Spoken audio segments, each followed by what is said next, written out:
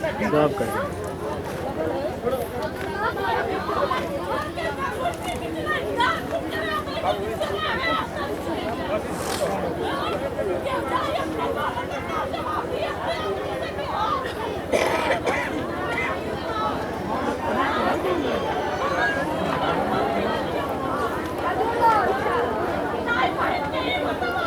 कौन हमला कर रहा है? देखो कौन हमला कर रहा है? खिंचा गया।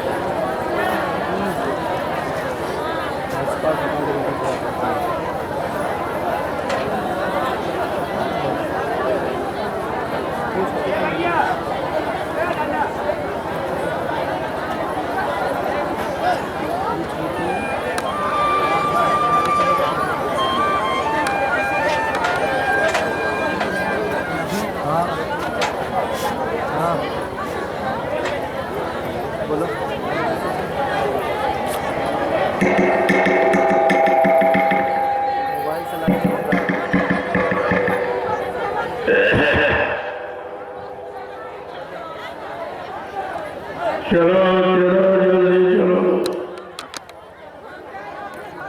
और सत्संग का समय हो गया। सब लोग सामने आके बैठो ताकि एक वचन आपकी समझ में आ जाए। सत्संग वचनों का असर प्रभाव सीधे तुम्हारे मन बुद्धि चित्त पे पड़ता है, तब ये मन अपने गुनाहों को कबूल करता। मैंने कितना अच्छा किया, कितना बुरा किया, कितना पाप किया, कितना पुण्य किया, कितना सुख किया, कितना अशुभ किया। वैसे शैतान मन किसी से मानने वाला नहीं। बड़े बड़े ऋषि मुनि योगी महात्मा ब्रह्मचारी हार गए इस मन से। इस मन को कंट्रोल नियंत्रण में नहीं कर पाया। जब संत महापुरुष कलयुग में आए दोनों इशारा करके बताया कि तुम्हारा इस संसार में कोई बैरी नहीं, कोई दुश्मन नहीं है, असली दुश्मन तुम्हारा मन है। बड़ा बैरी है मन घट में, किसी को जीतना कठिना। पढ़ो तुम इसी के पीछे और सभी यत्न तजना। कलयुग में आपको कोई यत्न नहीं करना, कोई पूजा पाठ तीर्थ व्रत दान हवन जप गंगा स्नान ये आपके काम आने वाला नहीं। इससे मन बस में नहीं होगा, न इससे तुम मन को कंट्रोल नियंत्रण कर सकते हो,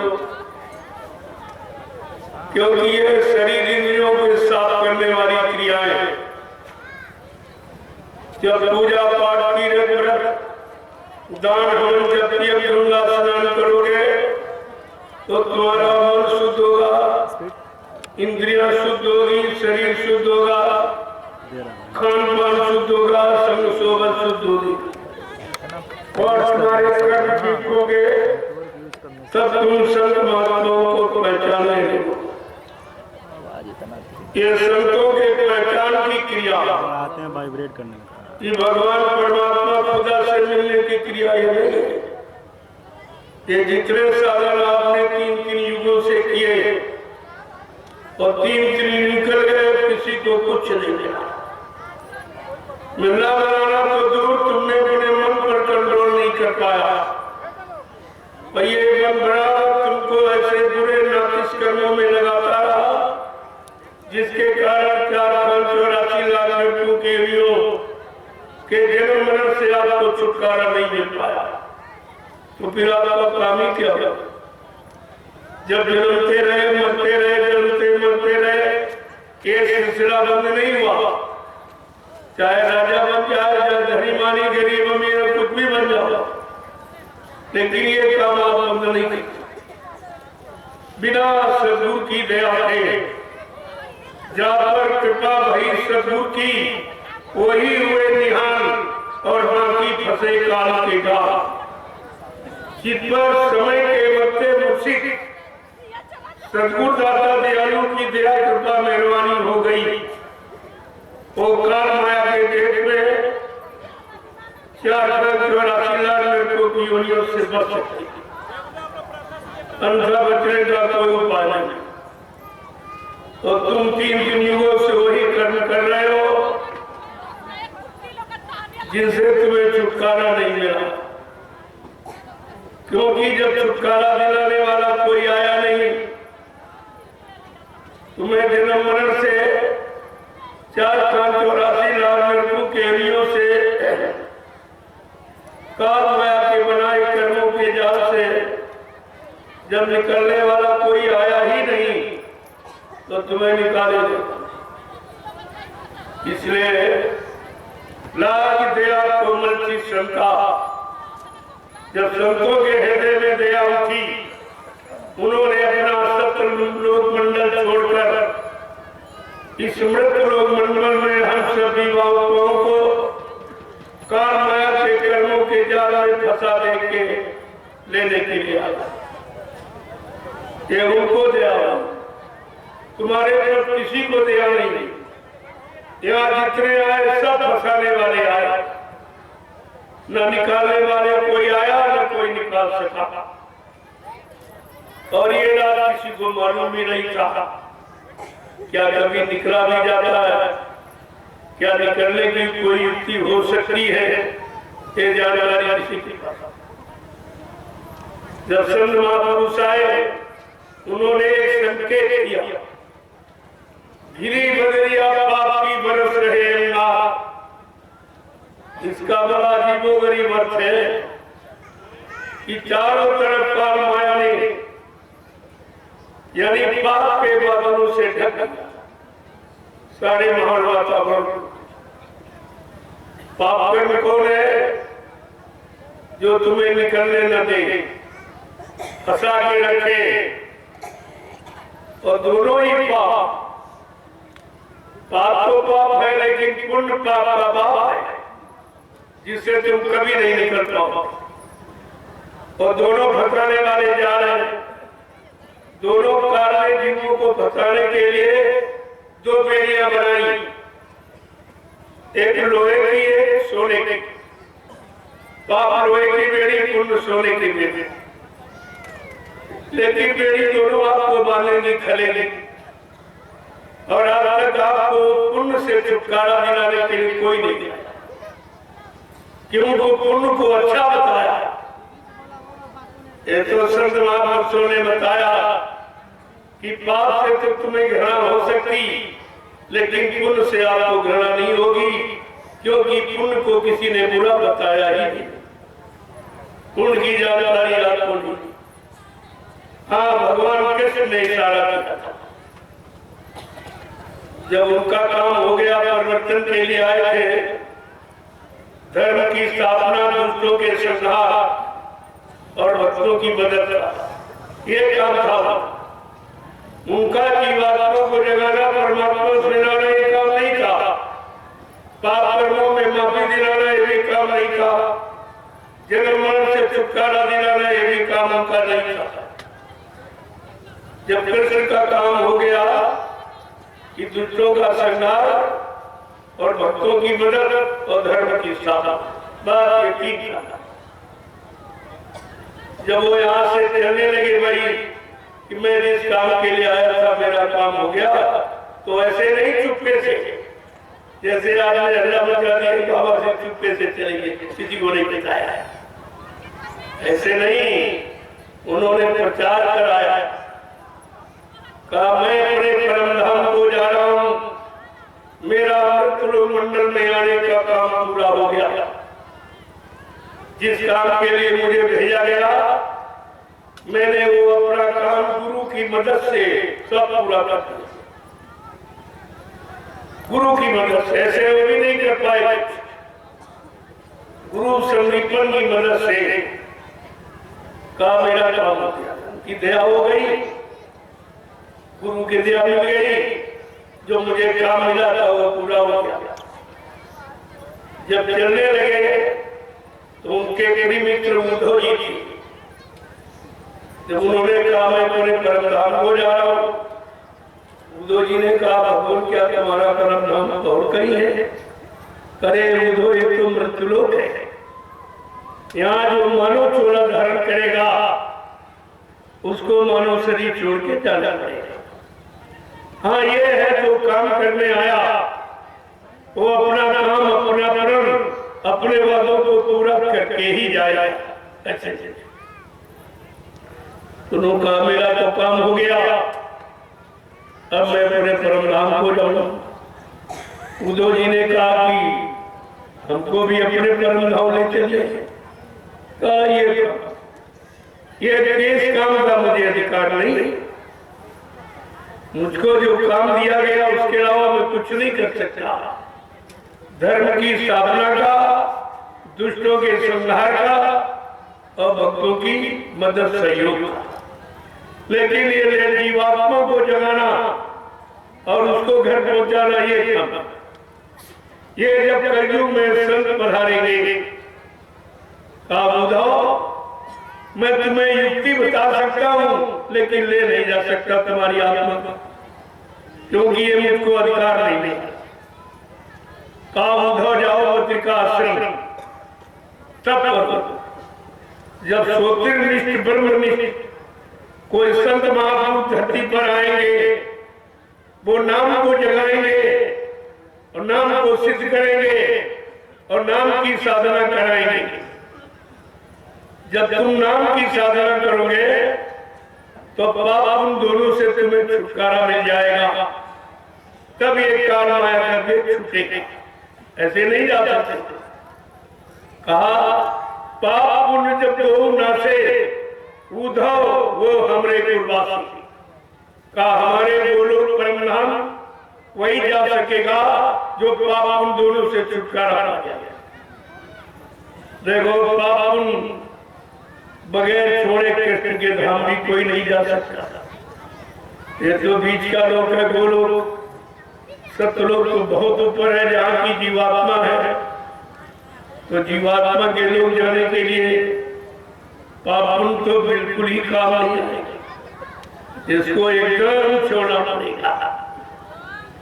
और ये जीव की बस की बात है।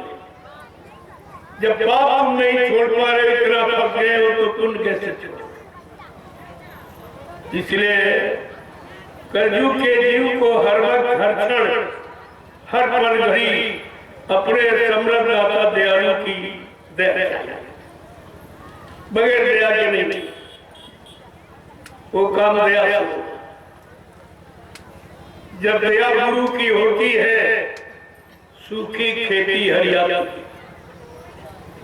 ऐसी उनकी दया होगी तो ये सारा जो मरुस्थल हो गया है, यानी सुकून शांति के नाम पर मरुस्थल है, बिल्कुल जंगल हो गया, एकदम मतलब बंजर भूमि। ये काम गुरु की दया। तो सबने आधार बताया, लेकिन नाम का आधार हरियुग में रहा। जो नाम जिस मंडल मुकाम से आया, उस नाम का स्मरण करने से, सुमरन करने से, नाम को आधार बनाकर चलने से, तो वो नाम उस मंडल लोग तक जीव को पहुंचा सकता। ये नाम की निजी महिमा। लेकिन जीवात्मा तो सत्यलोक निवासिनी है। जब तक सत्यलोक से कोई नहीं आएगा, न गोलोक वाले कैसे पहुंचा सकते, न साकेत लोक वाले राम पहुंचा सकते, न ब्रह्मलोक वाले ब्रह्मा जी पहुंचा सकते, न विष्णु लोक वाले विष्णु भगवान पहुंचा सकते, न शिव लोक वाले शिव जी पहुंचा सकते, न देवलोक वाले देवी देवता पहुंचा सकते। जीवात्मा को जगाना, परमात्मा से मिलाना, उसके नित्य धाम लोक मंडल पहुंचाना, ये है संतों का, सद्गुरुओं का काम। क्योंकि वो उसी सत्यलोक सचखंड अनामी धाम से आए। कुछ सत्यलोक से भेजे गए, कुछ अलग लोक से आए, कुछ अगम लोक से आए। जब इनको लोग भूल गए, सत्यलोक वाले संतों को, अलग लोक वाले परम संतों को और सद्गुरुओं को जब सब भूल गए, तब अनामी महाप्रभु को स्वतः मानव चोला धारण करके अपनी बार मंडल पर आना। इसीलिए लोगों इनका परिचय लोगों के पास अनामी महाप्रभु यहाँ कभी नहीं है। यहाँ गुरु आए, संत आए, सदगुरु आए। जब गुरु की बात, संतों की बात, सदगुरुओं की बात जीवों ने नहीं मानी, नहीं समझा, तब मालिक को स्वतः मानव चोला धारण करके मृतलोक मंडल पाना था। जब मालिक खुद आया है, इसलिए उसको किसी की सहयोग की आवश्यकता है, किसी से परामर्श सलाह लेने की जरूरत नहीं है। वो अपना जो काम करने आया है, कार्य जो काम करने आया है, वो परिवर्तन की भूमिका स्वयं बनाएगा। उसको किसी की सलाह लेने की आवश्यकता नहीं, और यहाँ कोई सलाहकार है भी नहीं। क्योंकि जितने संत आए, सतलोक सचखंड से आए, लेकिन वो अनामी महाप्रभु से मालिक स्वतः आया, तो मालिक को किसी से परामर्श लेने की क्या जरूरत? वो तो मालिक ही, और वो प्रभु है। मृतलोक से लेकर सतलोक अनामी धाम तक प्रभु की ही सत्ता है। जब सत्ताधारी स्वतः मानव चोला धारण करके मृतलोक मंडल पर आ गया, फिर उसको किसी की सलाह से लेने की क्या जरूरत? इसलिए उन्होंने ऐसा वादा किया कि मैं परिवर्तन करने आया हूँ, परिवर्तन करके ही जाऊंगा। हमको किसी की जरूरत आवश्यकता नहीं।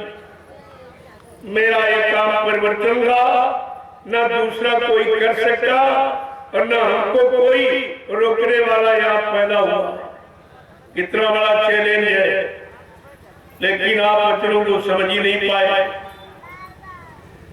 क्योंकि संत बचन अटपटे, झटपट लगे तो कोई, जो झटपट लगे तो चटपट दर्शन, तो सब दिखाई देंगे।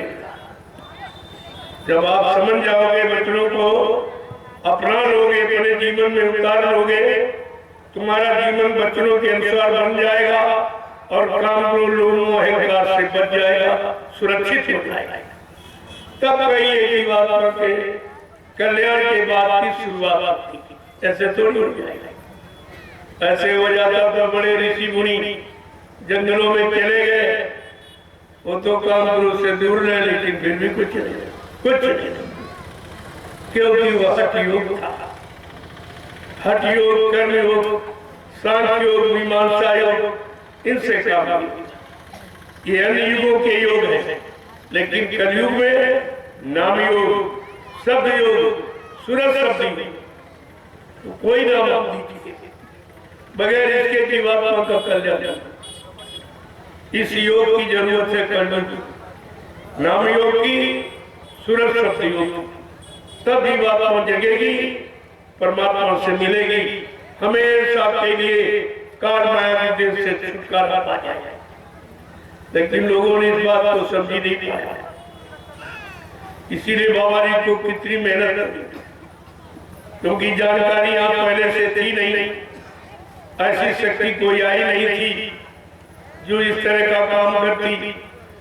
तो उनको इसीलिए अपने काम करने का पूरा परिचय ये सब देना था कि मैं किस काम के लिए आया हूँ और कौन सा काम करके जाऊंगा, ताकि मेरे प्रेमियों को कोई शंका संदेह मेरे बारे में ना हो। लेकिन फिर भी सब भूल गए, बताने के बाद भी भूल गए। जब कह दिया कि मैं कलयुग को भगाने आया हूँ, क्या ये काम कोई कर सकता? कलयुग ने सबको समेट के रखा, सबको बांध के रखा, अपने कंट्रोल नियंत्रण में रखा, अपने अनुसार सबको कलयुग की करनी में यानी बांध के रखा, तो इसे कौन जीत सकता? काल बड़ा बरियार, बरियार माने जबरदस्त, और इतना जबरदस्त है कि जिसको कोई ऋषि मुनि योगी महा, कोई अवतारी शक्तियां, कोई ज्ञानी ध्यानी विज्ञानी उसका कुछ नहीं कर पाया। उस काल के लिए सम्राट माली ने क्या कहा? मैं कलयुग को भगाऊंगा और सतयुग को लाऊंगा, सबको न्याय, सुरक्षा, रोजी रोटी की व्यवस्था बना के दूंगा, सबको शाकाहारी बनाऊंगा, सबकी जीवात्मा को जगाऊंगा, परमात्मा से मिलाऊंगा और अपने जगाए नाम रूपी जहाज पर बैठाकर इन जीवात्माओं को इनके घर पहुंचाऊंगा। प्रेमियों, ये कितना बड़ा काम और कितने युगों का भूला बिछड़ा काम जो कोई नहीं देख पाया। इसीलिए तो किसी की समझ में नहीं आया कि बाबा जी ये क्या कहते हैं, कोई मतलब नहीं समझ में आ रहा। कलयुग सलयुग की बात किसी ने कभी कही नहीं, और कलयुग भगाने की ताकत किसी में थी नहीं, क्योंकि सब हर युग में कलयुग जबरदस्ती से रहा। जब ये सतयुग में रहा तो इसने झगड़ा करवा दिया, बाप बेटे में प्रहलाद और हिरण्यकश्यप, और ये जब त्रेता में घुसा तब इसने भाई भाई को लड़वा दिया, रावण और विभीषण में झगड़ा करा दिया। यही कलयुग जब द्वापर में गया तो मामा भांजे कृष्ण और कंस में झगड़ा करा दिया। प्रेमियों, आज तो पूरा ही कलयुग, आज उसी का राज है। किसी के राज में, किसी के हुकूमत में, किसी के अधिकार में रहकर आप कुछ नहीं कर सकते। तुमको उसी के अधीन रहना पड़ेगा, उसका गुलाम बन के रहना पड़ेगा। लेकिन आज जो सच्ची गुलामी से मुक्त कराने आए, सच्ची आजादी देने आए, जिसको कोई नहीं समझ रहा, ये बर्बादी को आजादी कहते रहे, बर्बाद हो गए, लेकिन नहीं, वो आजादी सम्मुख जीव होए हुए जमही, जन्म कोटि अज्ञासो तबहि। जब कभी जीव मेरे सम्मुख आगे खड़ा हो जाएगा, जन्म जन्मांतर के पापों को नष्ट करके उसकी जीवात्मा को जगाकर सीधे घर पहुंचाता था। एक कितना बड़ा काम है, लेकिन आप समझी नहीं पाए। रामचरितमानस उसी विरक्त संत की है जो गृहस्थी में विरक्ति धारण कर, गृहस्थी में रहकर विरक्त हो गया और प्रभु को प्राप्त कर लिया। उन्होंने सोचा गोस्वामी जी महाराज ने हमने तो बड़ी मुसीबत से पाया है, चलो कलयुग के जीवों के लिए सरल कर दूं। तो उन्होंने अपना पूरा साधना का अनुभव रामचरितमानस के रूप में लिख करके सब उत्तरकांड में लिखी। कहा ये उत्तरकांड तुम्हारे जीवन के समस्त प्रश्नों का उत्तर और तुम्हारे मानव जीवन की जितनी समस्याएं उन सबका यह समाधान है। ऐसा ये उत्तरकांड, लेकिन वो तो आपने पढ़ा नहीं। कोई सुंदरकांड का पाठ करना, अरे सुंदरकांड जो तुम्हारे कर्म कांड अच्छे सुंदर होंगे तब सुंदरकांड का काम करेंगे। तुम्हारे कर्म कांड खराब तो सुंदरकांड बेचारा क्या करेंगे? एक कागज वाला थोड़ी काम करेगा, वो तो कर्म है। वो कर्मों की उन्होंने पहचान लिखी है कि मानव के सच्चे कर्म क्या है, मानव का सच्चा धर्म क्या। अभी तक किसी ने आपको यही नहीं बताया कि मानव का कर्म क्या है। किसी विद्वान से पूछो तो यही कहेगा कि मानव कर्म क्या है। कहते पूजा करो, पाठ करो, तीर्थ करो, कर्म। मानव धर्म अगर पूछो उससे तो यही कहेगा पूजा करो, पाठ करो, तीर्थ करो, व्रत करो, हवन जब कभी गंगा स्नान करो। अरे प्रेमियों, करो माने कर्म है तो धर्म कहाँ चला गया? करो माने कर्म और धरो माने धर्म। जो सच्चा और अच्छा, नेक और भला बनाने वाला, चरित्रवान बनाने वाला कर्म, यानी जो व्यवस्था को पनपाता है उसे धर्म कहते हैं। धर्म माने व्यवस्था। ये बात आज तक किसी ने आपको नहीं बताया कि धर्म माने व्यवस्था होती है और व्यवस्था बुरे कर्मों से बिगड़ती है, अच्छे कर्मों से व्यवस्था पनपती है, दोनों की। ये तो इसीलिए तो धर्म प्रधान तो नहीं लिखा गया, लिखा कर्म प्रधान। उन्होंने कहा, वो भगवान राम ने स्पष्टीकरण दिया कि कर्म प्रधान ने विश्व रची राखा और जो जस कारी ये सुख फल चाखा। कहा मैंने कर्मों का आधार पर सारे विश्व की रचना, धर्म के आधार पर नहीं, कर्म के आधार पर सारे विश्व की रचना की है और कर्म प्रधान है। जैसा कर्म करोगे मैं वैसा ही फल दूंगा। ना मैं घटा बढ़ा सकता, ना मैं खत्म कर सकता, न पुण्य कर्मों से पाप कर्मों की अदला बदली कर सकता। ऐसा नहीं, दोनों का अलग अलग, अच्छे का अच्छा और बुरे का बुरा। और उन्होंने स्पष्ट किया है भगवान राम ने कि शायद कलयुग का जीव कहीं शंका में नहीं फंस जाता, तो उन्होंने स्पष्ट क्या कहा कि काल ने मैं दिन कर जाता और सुबह आंसू बेकर्म फल दाता। कहते मैं महाकाल के हुक्म से इस काल नगरी में मैं धर्म की स्थापना, दुष्टों के संहार और भक्तों की मदद के लिए आया, उनके हुक्म से आया। ये अपनी इच्छा से नहीं, किसी के भेजे हुए। और अनामी महाप्रभु स्वतः अपनी इच्छा से आया। इसीलिए तो लोगों की समझ में नहीं आ रहा, क्योंकि जितनी शक्तियों का जो परिचय आपको इतिहास मिला है वो काल शक्तियों का है, दया शक्ति का कोई इतिहास। और जो आए वो गुप्त रूप में आए। कबीर साहब से लेकर इन 750 वर्षों में जितने संत आए सब गुप्त संत। उनके पास कोई गया, श्रद्धा सेवा भाव प्रेम देखा तो कान में नाम बता सारा। और जिसने मान लिया उनको अपना लिया और उनको पूरा मान लिया, उनको पहुंचा दिया। ऐसी बात नहीं, लेकिन एक तरफ से नहीं, ऐलान करके नहीं। ऐलान नहीं किया कि मैंने जिनको नाम दान दिया है उन जीवात्माओं को जब तक घर नहीं पहुंचा दूंगा, मैं मानव शरीर को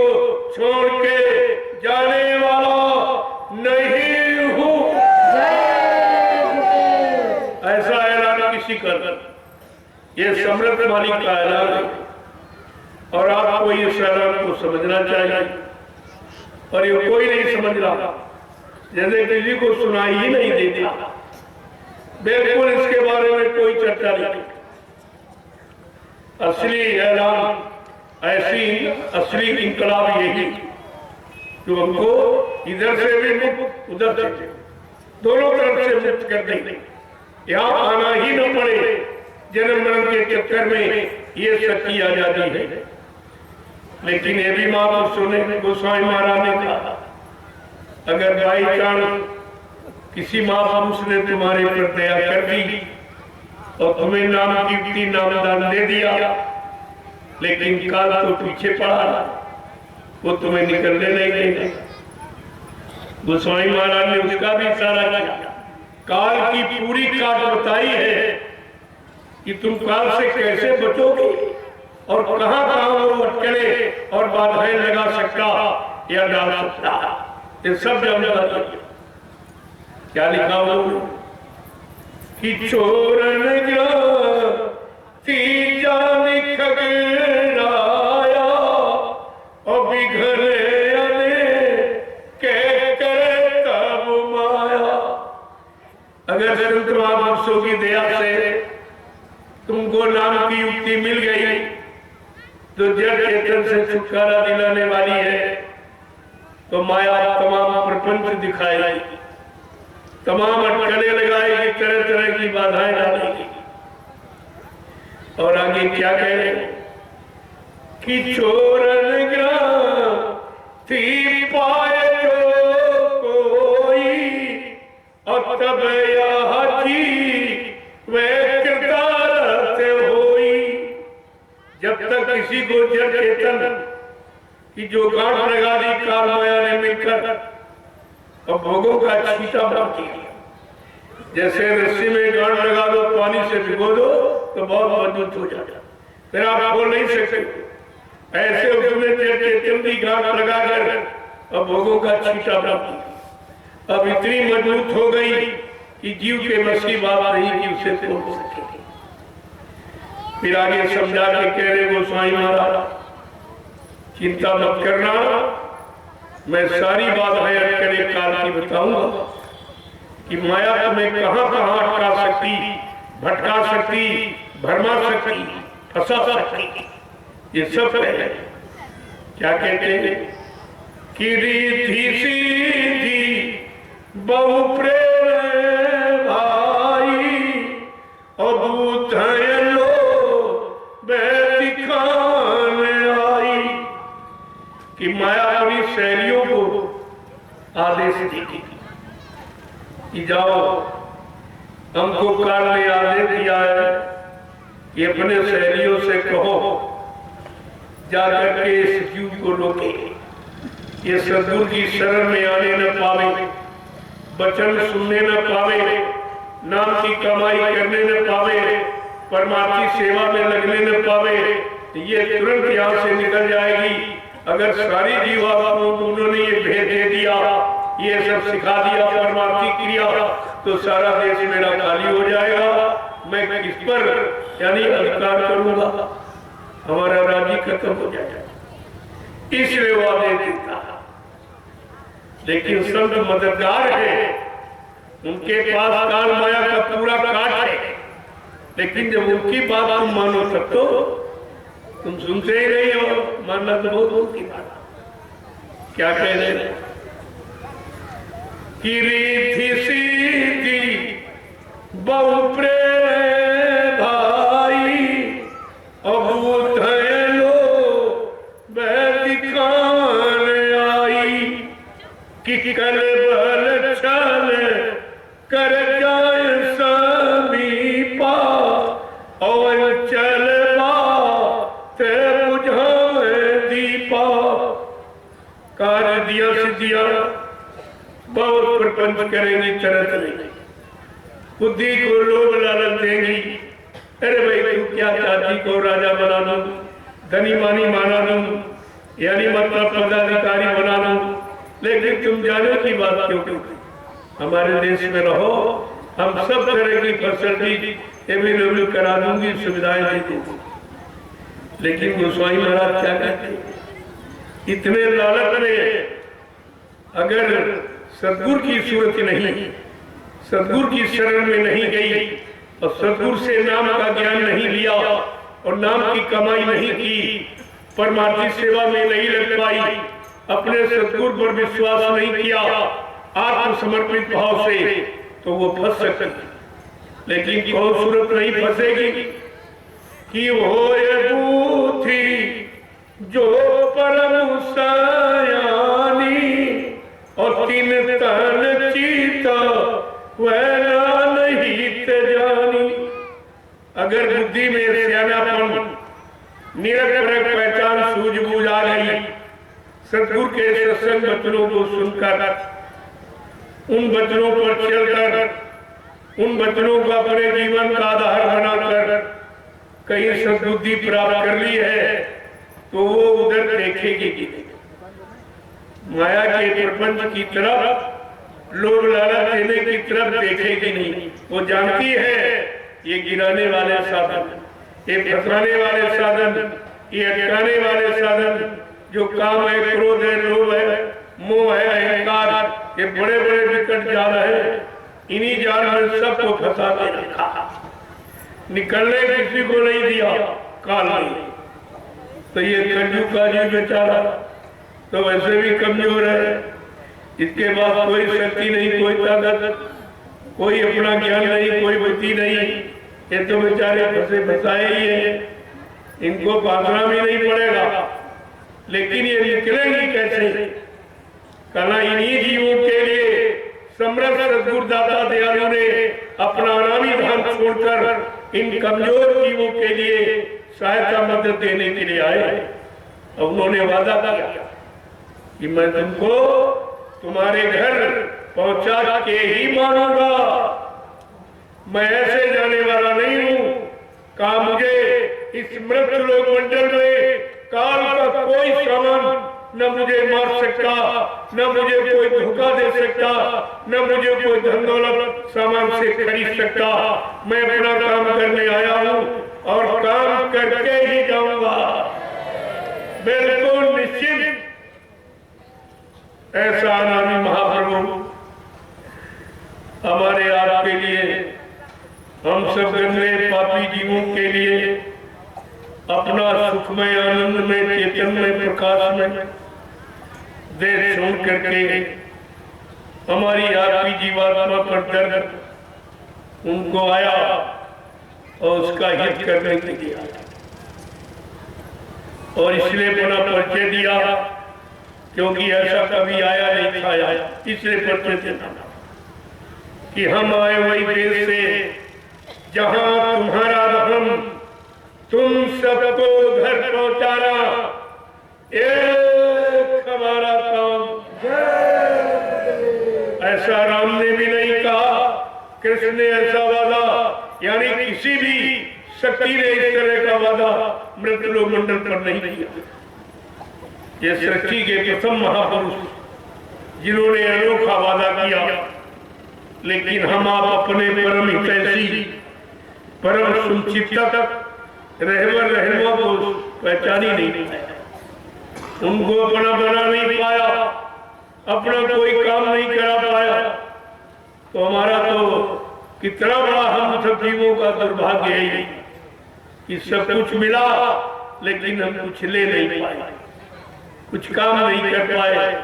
शंका संदेह भूल भ्रम ने ये भी काल का सामान है, उसने ऐसा यानी मतलब डाला। काल ने क्या किया? कहा कि सत्संग में आके कियो झमेला, ऐसा झमेला उसने कर दिया कि सब जीवों को सदगुरु की शरण से अलग उठा देते, सब बेचारे भाग गए, नहीं पहचान पाए कि जहां से हमें सदगुरु दाता दयालु ने सत्संग सुना के, सेवा में लगा के, सुमरन भजन सिखा करके जिस सतपथ के रास्ते पर लाके खड़ा किया, आज हम अपने उस सच्चे रास्ते पर जो सतलोक अखंड यानी अनामी धाम जाने वाली जो सड़क, जो रास्ता है, उसी सड़क रास्ते पर खड़ा किया, लेकिन हम खड़े नहीं रहे, हमारी मंजिल छूट गई। हम दिनों दिन अपनी शत्रुओं की मंजिल से अलग होते चले जा रहे हैं। जरा सा भी इनको विचारों को विचारा नहीं आया, जबकि बराबर इशारा किया। केवल 10 ही दिन छोड़े गए थे तो तुरंत आपको संदेश दिया कि कहीं आप भ्रमित न हो जाए। लेकिन 10 दिन में उसने अपना खेल किया, सबको हटा दिया, सबको भगा दिया, अरमान परमान सब खत्म। मतलब यानी सब यानी समाप्त, कुछ नहीं बचा आपके पास। 10 दिन के अंतराल में सब, क्योंकि 18 मई 2012 और 28 मई 2012 से मैंने अभियान शुरू किया, लेकिन 10 दिन में तुम बिगड़ गए, 10 दिन में तुम अट गए, बह गए। इतना कम, इसका मतलब 60 साल तुमने कुछ सीखा ही नहीं। 60 साल की कमाई और 10 दिन में कमाई, तुम्हारे पास कुछ नहीं रहा, कोई वचन नहीं, कोई वादा नहीं, कोई संकल्प नहीं, कोई प्रतिज्ञा नहीं, कोई गुरु की दया नहीं, कुछ भी तुम्हारे पास नहीं बचा। तब तुमने खोती 10 दिन। अगर कहीं 2-4 महीने निकल जाते तो कोई बचता ही नहीं जो काल के काल निकल। उनको तो कहा नहीं कि तुमको अपनी चिंता नहीं है, लेकिन हमको तुम्हारी चिंता है, क्योंकि हमने तुमको नामदान किया। देखो कितनी बड़ी, इसको फिक्र चिंता कहते हैं, इसको जिम्मेदारी कहते हैं, इसको दया कहते हैं। लेकिन ये भी तो तुम नहीं समझ पाए। कहा तुमको अपनी चिंता नहीं, लेकिन तुमको हमको तुम्हारी चिंता है, क्योंकि हमने तुमको नामदान किया। नामदान गड्ढे में ढकेलने के लिए नहीं दिया जाता, नामदान जीवात्मा के कल्याण, क्योंकि पहली बात को पकड़ते नहीं है, लेकिन जिसको पकड़ लेते उसको छोड़ते नहीं। कहा कि तुम कितना प्रयास करो, कहीं भग जाओ, कहीं चले जाओ, लेकिन वो डोरी तो मेरे हाथ में है जो नाम डोर।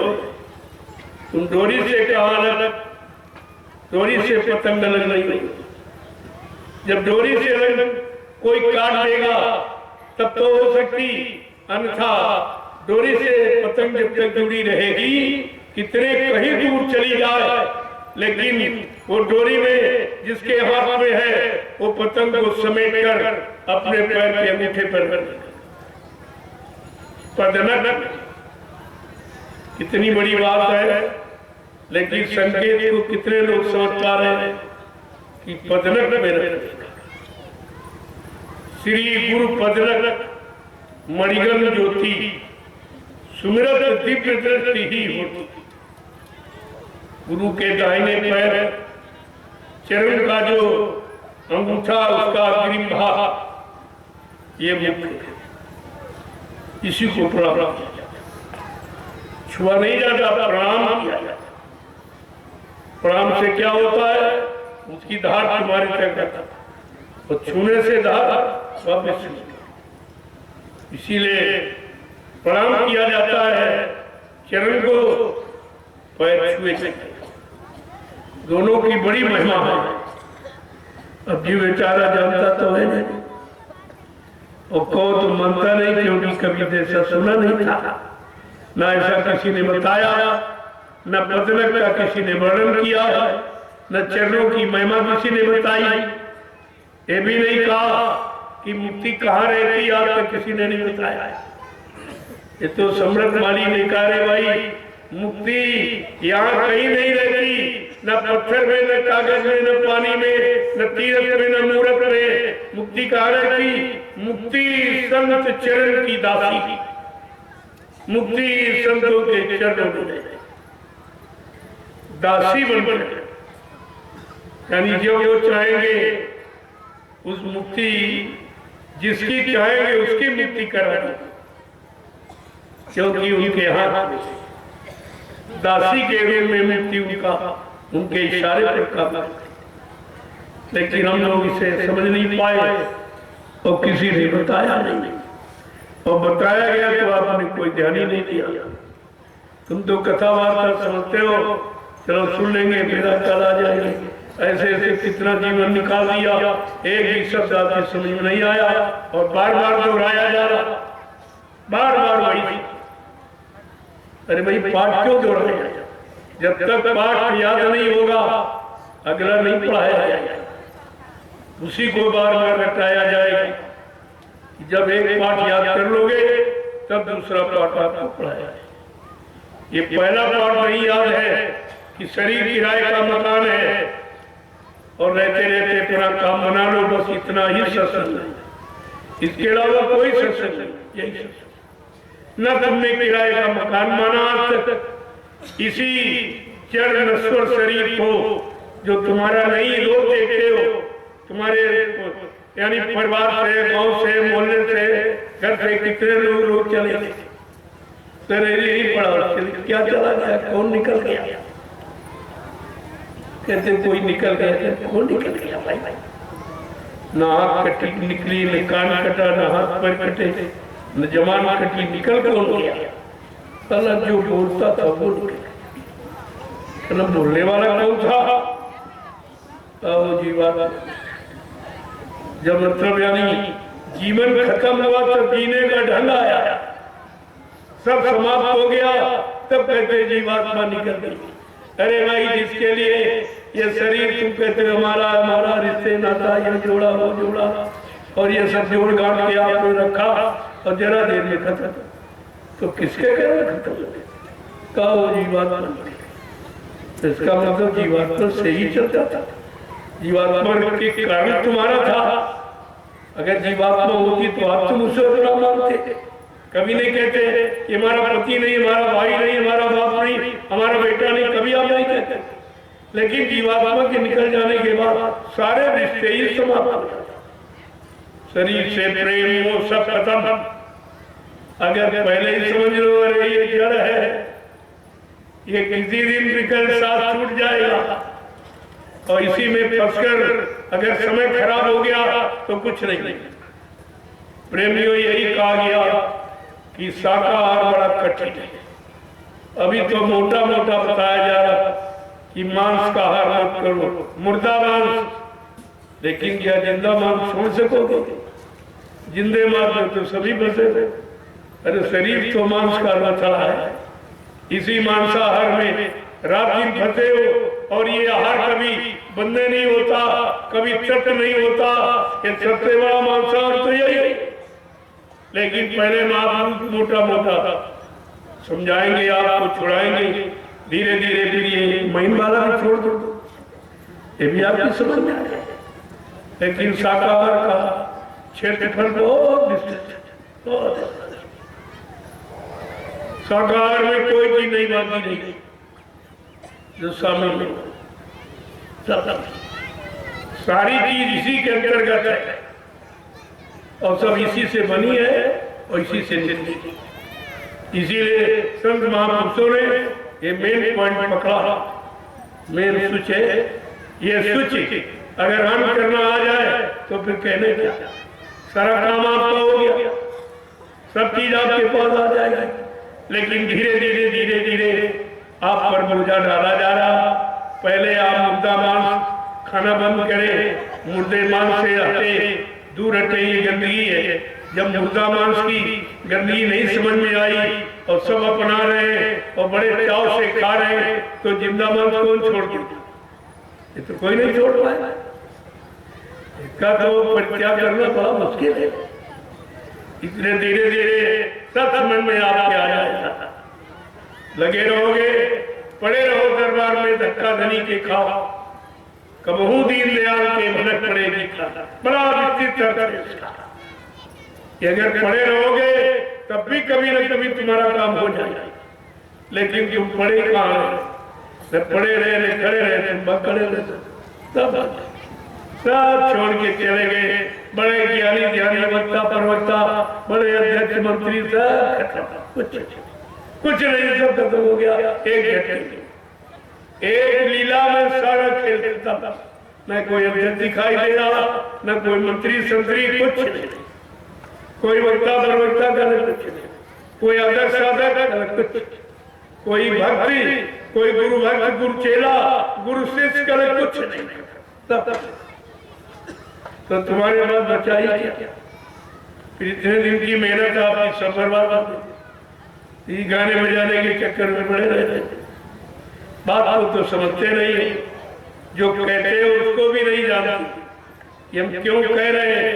इसका कहने का मतलब दूसरे के लिए नहीं, पहले अपने पर घटित करो, तब तुम दूसरे को पर घटित करके उसको भी ठीक बना दोगे। जब तक तुम अच्छे नहीं बनोगे, तुम दूसरे को अच्छा बातों से नहीं बना सकते। सुनाने उड़ाने से कोई अच्छा नहीं बनेगा। क्या किताबें महात्मा बना देंगे? तो आप ये करना चाहिए, जब कोई महान आत्मा मिलेगी, उनके वचनों को मानोगे, उनके सहन में इशारों को समझोगे, तो वो तुम्हारी आत्मा को महान का मतलब ये छोटे से काल माया के देश से छुटकारा दिलाकर, और महान दो वो है सत्यदेव सबसे बड़ा, वो महान वहां किया, इसलिए उसको महान, वो महान आत्माओं का देश। आत्मा एक बिंदु, महान आत्मा एक ताकत। अभी ये आत्मा क्यों कही जा रही? क्योंकि ये शरीरों में एक बिंदु के रूप में है तो उस सागर की, लेकिन सागर में जब पहुंच जाएगी तब फिर वे परमात्मा स्वरूप हो जाएगी।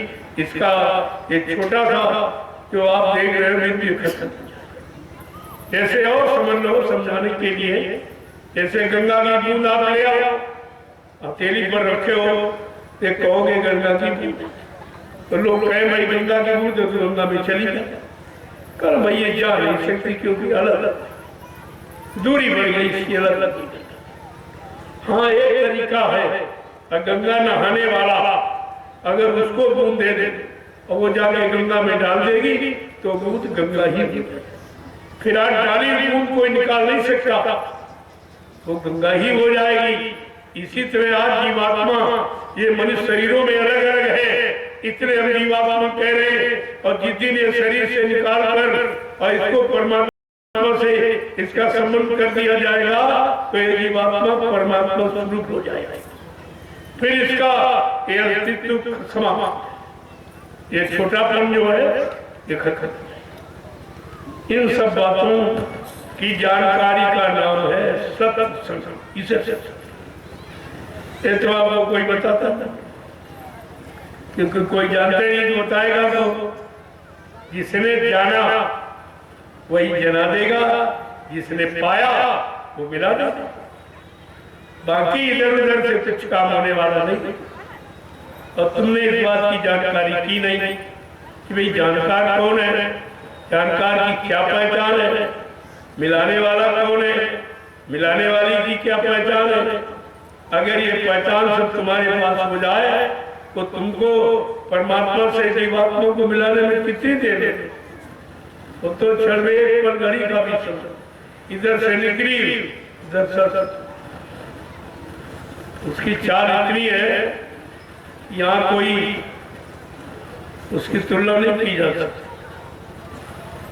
क्योंकि देखने में इतनी छोटी दिखाई नहीं देती और चलने में इतनी तेज है कि उसकी कोई बराबरी नहीं की।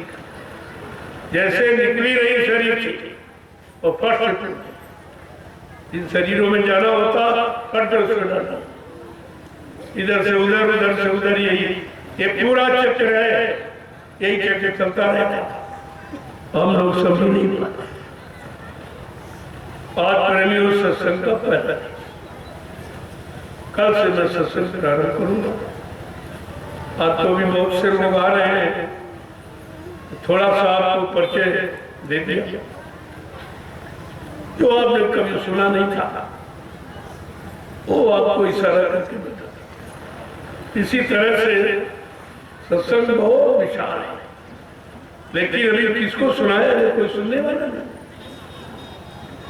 न सुनने वाला, न लेने वाला, न समझने वाला, न करने वाला। ये किसको दे दिया जाए? इसलिए धीरे धीरे तुम्हारे में आदत डाली वचनों को सुनने की, मन को पकड़ने की धीरे धीरे धीरे धीरे आदत डाली जाती। यही आदत एक दिन इबादत करा देगी, दिला देगी। लेकिन अगर आदत ही बंद कर दे तो फिर कुछ नहीं होगा, चाहे बुरे कर्म की हो चाहे अच्छे कर्म की। आदत इंसान को मजबूर कर देती, ऐसे बुरे कर्म की आदत मजबूर करती है, ऐसे अच्छा काम शुरू कर दो बगैर उसके भी चैन आपको नहीं, क्योंकि ये शरीर है आदती। और आदत के बारे में जानना समझना ये बहुत जरूरी है कि हमें शरीर को, तन को, मन को, इंद्रियों को, चित्त को, बुद्धि को कैसे काम में लगाना और किन कामों से अलग रखना। अगर यही निर्णय ले ले तब भी आपका काम हो सकता। लेकिन अभी तक आपने यही निर्णय नहीं ले पाया कि इस मन को कहाँ लगाना है। लिखा तो है मन राखो जहाँ कृपा निधाना, मन को वहां रखो जहाँ दया के धाम निधान निधान सदगुरु दाता, उनको बना मन सौंप दो, उनको दे दो, वो अपना ठीक करेंगे। अगर तुम्हारे बस का नहीं है तो आप जो है उनको दे देते, उनका काम है ठीक करने का। लेकिन फिर ये मत पूछो कितना ढंग हुआ, कितना रह गया, कितना भी नहीं हुआ। एक महात्मा जी थे, उनके यहाँ लोग जाया करते थे तो अपना चर्चा सुनाते रहते। एक दिन एक पहुंचा तो सुनने के बाद कहता कि महाराज ये बताओ भगवान कितनी जल्दी मिलेंगे। अच्छा कल से आना। दूसरे दिन पहुंचा तो कल हर दिन नहीं ठीक है। तीसरे दिन पहुंचा बताइए। तब तक उनके यहाँ एक पुराना चिमटा पड़ा था, बहुत पुराना, इतनी जंग लगी थी उसमें कि उसका रंग ही नहीं दिखाई देता। तो कहा वो चिमटा उठा कर उसको साफ, जब ये साफ हो जाएगा बस उसी दिन तुमको भगवान बन जाए। अब वो खूब जोर लगा रहा सफाई करने में, 1 महीने 2 महीने 3 महीने 4 महीने 6 महीने साल निकल गए। कहा भगवान नहीं मिला, कल अभी साफ नहीं मिला। अब वो इतनी ज्यादा जंग लगी थी, कई बरस निकल गए, लेकिन उसका ध्यान नहीं। देखो ध्यान लगाने का तरीका, उसका ध्यान लगा दिया कि इसी को साफ होगा और इसी से तुम्हारा काम, उसी में जुटा रहा। साफ करना, भगवान से मिलना, भगवान से मिलना, भगवान का दर्शन करना, भगवान मिलेगा, भगवान मिलेगा, इसी में जुटा पड़ा। और ये अंदर अंदर कह रहा, धीरे धीरे धीरे धीरे उसकी समझ में आता। समझ के अंतर में प्रेरणा देने वाले तो वही है, उसको प्रेरणा भाई जब तक ये साफ नहीं होगा तब तक भगवान मिलेगा नहीं। फिर एक दिन पूछ लिया, महाराज चिंता आपने क्यों पकड़ा? चलो तुम जड़ जीव थे, ये भी जड़ है, और जड़ जीव में ये कर्मों की जंग लगी। जब तक कर्मों की जंग नहीं छूटेगी तब तक ये जड़ जीव चेतन रूप में नहीं आएगा। उसी तरह तुमको हमने जड़ में लगाया, जड़ को साफ करो और धीरे धीरे तुम्हारा लगाव हो जाएगा, तुम्हारा मन एकाग्र हो जाएगा कि हमको चिमटा साफ करना है, बस इसी से भगवान मिलेगा और कहीं भगवान।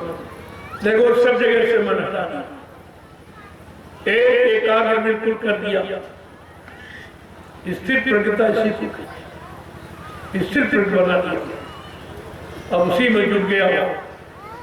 फिर उन धीरे धीरे जब कई वर्ष बीत गए, अब उसका मन स्थिर हो गया। मृत्यु तो अंदर अंदर कुछ ज्ञान होने लगा, उसने चिपटा तो रख दिया, कहा अब इसका कारण बताइए, ये चिमटे से हमारा क्या संबंध है? कल हाँ संबंध है और नहीं भी है। कल क्या है? कल जैसे ये चिमटे की काई जंग लगी नहीं छूट रही तो भगवान नहीं मिल रहा, ऐसे अगर मन के में कर्मों की गंदगी लगी, जब तक ये नहीं छूटेगी तब तक भगवान का दर्शन नहीं।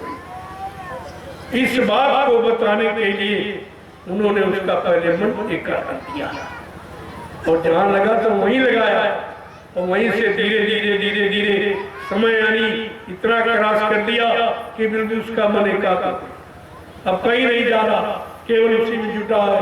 जब साफ हो जाएगा तब भगवान मिल जाएगा, जब साफ हो जाएगा तब भगवान मिल जाएगा, यही रट लग गई। और धीरे धीरे बात समझ में आ गई और महात्मा जी ने धीरे से बता दिया, जैसे चिमटे में जंग लगी है तो भगवान नहीं मिलेगा, ऐसे जब तक मन पर ये कर्मों बुरे कर्मों की जंग लगी, जब तक ये नहीं हटेगी तब तक निर्मल मन जन सो मोहि पावे और मोह छल शीघ्र कपट नहीं, तब ये बात सिद्ध हुई। तो महात्मा किस तरीके से कौन सा आपका काम, वो बहुत चालाक होते हैं, बहुत चतुर होशियार होते हैं। आपका काम किसी न किसी तरह से करा, वो केवल इंतजारी करते हैं कि तुम जल्दबाजी में हो और जल्दी काम शैतान का और धीरज का रहना।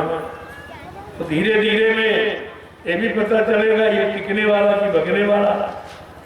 जल्दबाज रुक नहीं, ये जल्दबाजी सब आए सब देखो भागे, कोई टिका गुरु दरबार। पता चल गया कि अभी कोई नाम का ग्राहक नहीं, ये नाम मणि ये कोई लेने वाला नाम मणि, ये नाम मणि यही मणियों जैसा हो जा रहा। तो स्वामी महाराज ने क्या कहा कि नाम दीप मणि देह देहरी द्वार गोस्वामी भीतर बाहिरे जो चाह किया। जैसे चिराग को मकान की देहरी पर रख दो तो अंदर भी उजाला और बाहर भी उजाला, ऐसे ये मनुष्य मंदिर देह की देहरी ये जहाँ बेंदी लगाती महिलाएं चंदन पुरुष लगाता, यहाँ पर अगर नाम रूपी चिराग रखना आ गया, नाम का स्मरण अगर यहाँ से तुमने प्रारंभ कर दिया स्मरण तो देर नहीं लगेगी उजाले में।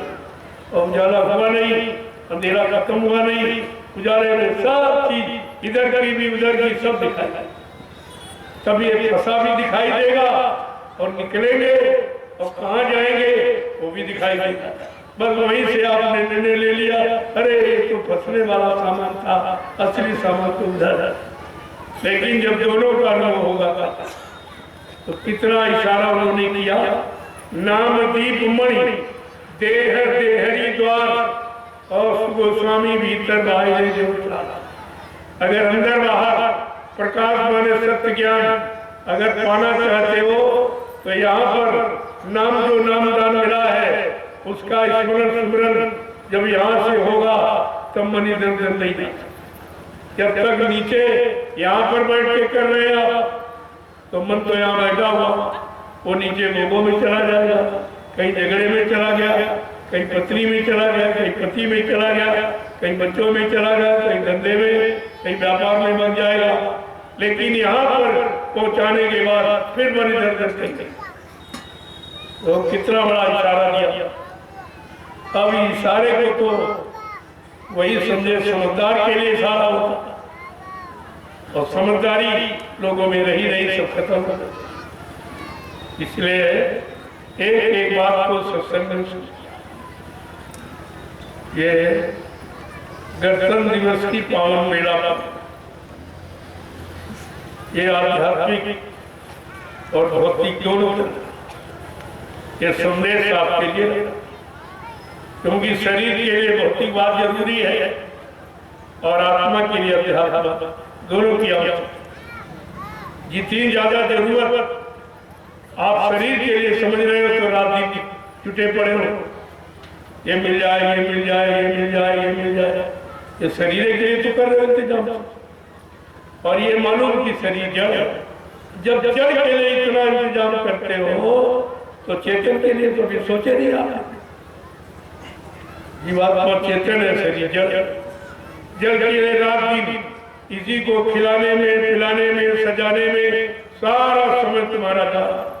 तो ये मालूम है ये तुम्हारा नहीं, एक दिन ये तुम्हारे हाथ से चला, जब चला जाएगा तो इसके पीछे क्यों पड़े?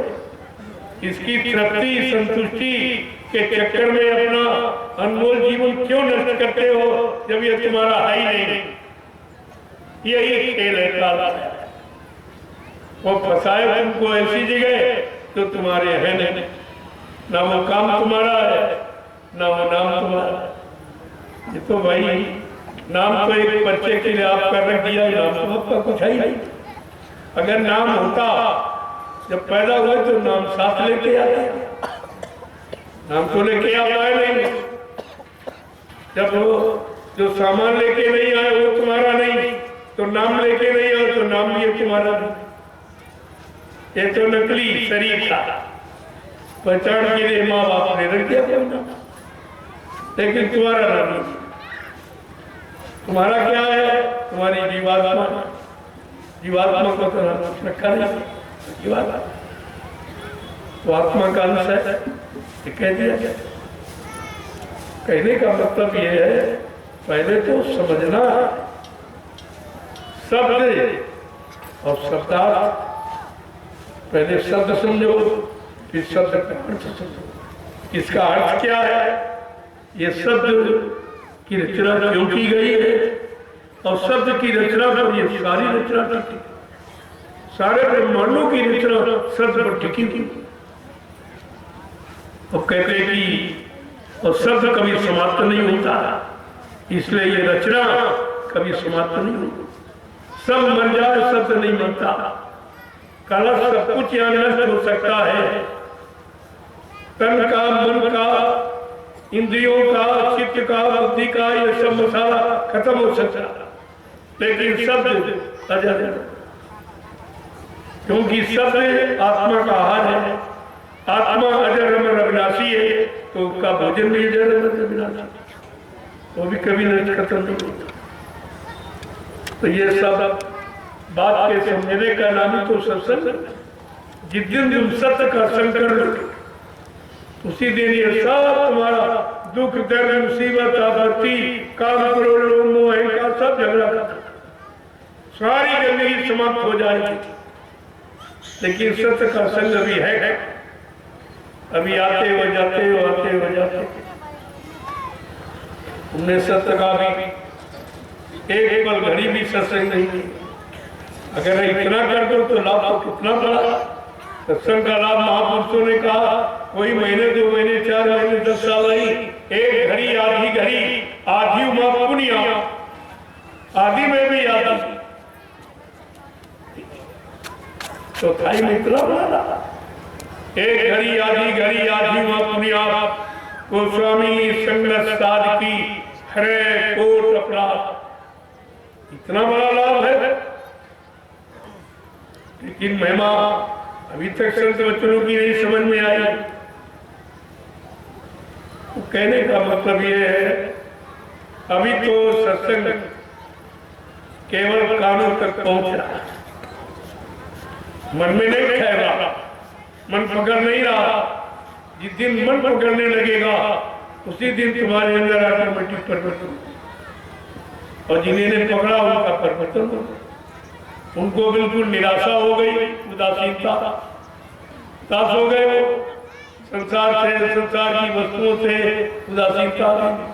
अरे नहीं, तो बहुत दिन से प्रयोग कर रहे हैं, कुछ नहीं मिला, बहुत दिन से पैदा हो रहे हैं, हम इनके बाप बने, हमारे बाप बने, ये इनकी माँ बनी, इनके माँ, ये तो बड़ा सिलसिला पुराना।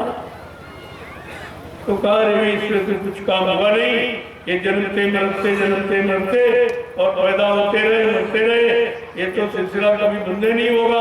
और जब तक ये बंद नहीं होगा तब तक ये बात उनका करना नहीं होगा। अब चलो ये सिलसिला बंद कैसे हो, ये युक्ति किसके पास, जरा उनके पास चलो। संत मिलन सब जग सुख नाई, सबसे बड़ा सुख क्या है? संतों का मिलन। अगर संत मिल जाए इससे बड़ा कोई सुख नहीं, लेकिन मिल जाए, देखना मिलना नहीं, सुनना मिलना नहीं, छूना मिलना नहीं, उनके अनुसार चलना, उनके वचनों में अपने आप को मिला देना, वचनों के अनुसार अपने आप को बना देना, अपना जीवन उसी में ढाल देना, उसको कहते हैं संत वचन सब सुख जगना। और नई दरिद्र समझ और दरिद्रता के सवाल कोई दुख नहीं, सब दरिद्र, सब में दरिद्रता माने गंदगी, और गंदगी भरी मन में, तन में, इंद्रियों में, भोगों में, इनमें, उनमें, कहीं पर स्वच्छता, निर्मलता, पवित्रता तो किंचित मात्र है। फिर भी संत माता तुमसे विरोध नहीं रहेगा कि भाई तुमको छुएंगे नहीं, तुमको देखेंगे नहीं, तुम्हें बताएंगे नहीं, तुम्हें सुनाएंगे नहीं। गंदा होता हुआ जीव वो कोई जीव से परे है, क्योंकि उनका संबंध जीवात्मा से वो गंदी है, वो नहीं देगा।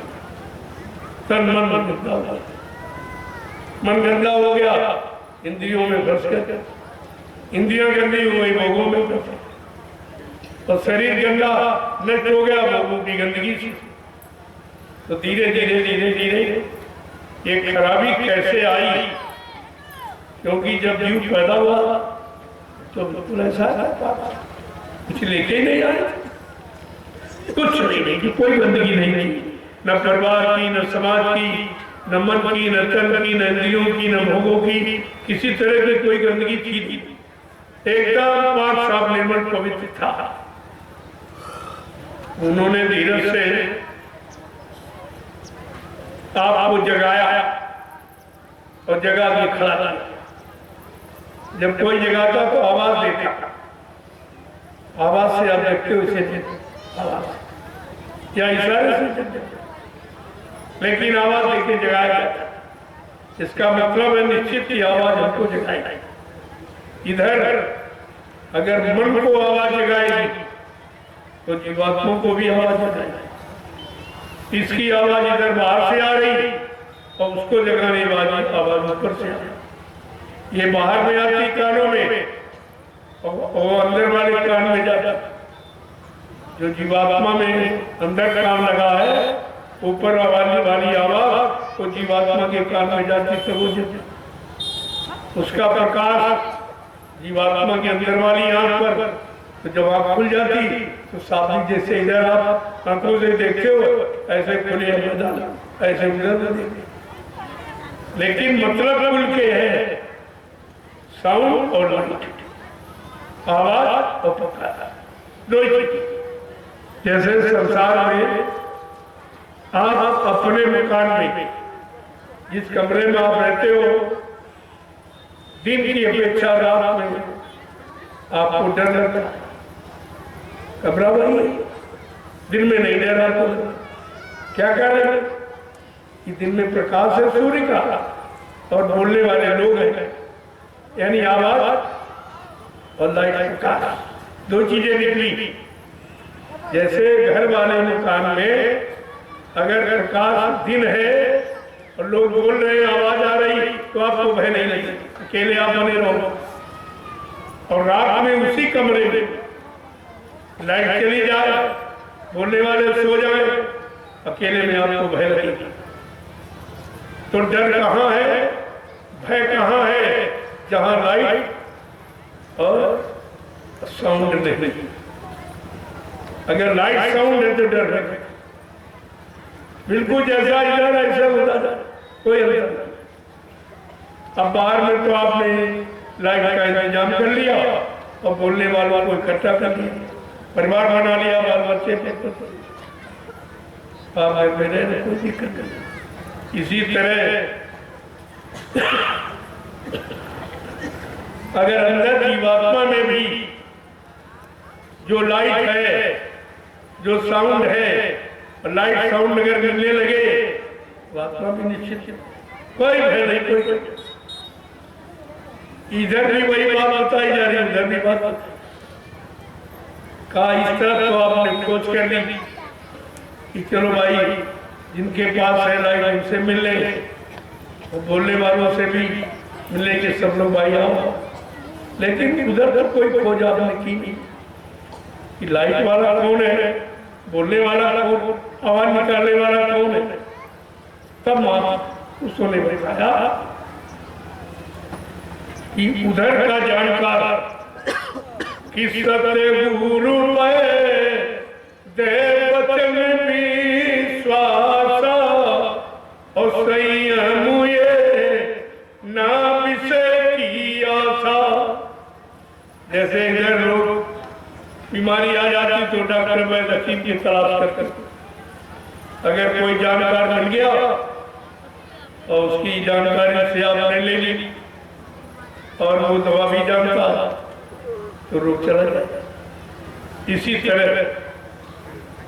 अंदर में जो बीमारी लगी है जीवात्मा पर, उसकी रोग बीमारी, उसके आंख कान कैसे खुलेंगे ये बीमारी।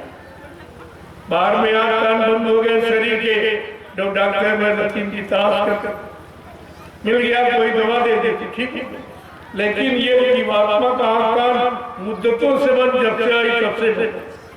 उसके लिए आप कोई तलाश की आप सकते, इसका डॉक्टर है जिसका जानकार कौन है भाई, उनसे मिला जाए। आपने कभी खोज कहा गुरु कोई खोज करो भाई, बिन गुल्लाह कोई नहीं। ऐसे समर्थ सद्गुरु की खोज करो जो इधर आने वाला रास्ता और इधर से घर जाने वाला रास्ता, दोनों रास्तों का जानकार तो तुम्हारा एक काम हो जाएगा। तो उन्होंने कहा सद्गुरु रूपी मैं मिल जाए, वो तुम्हारी जीवात्मा का आंख बंद हो गया, कान बंद हो गया, वो उसकी दवा जानती है।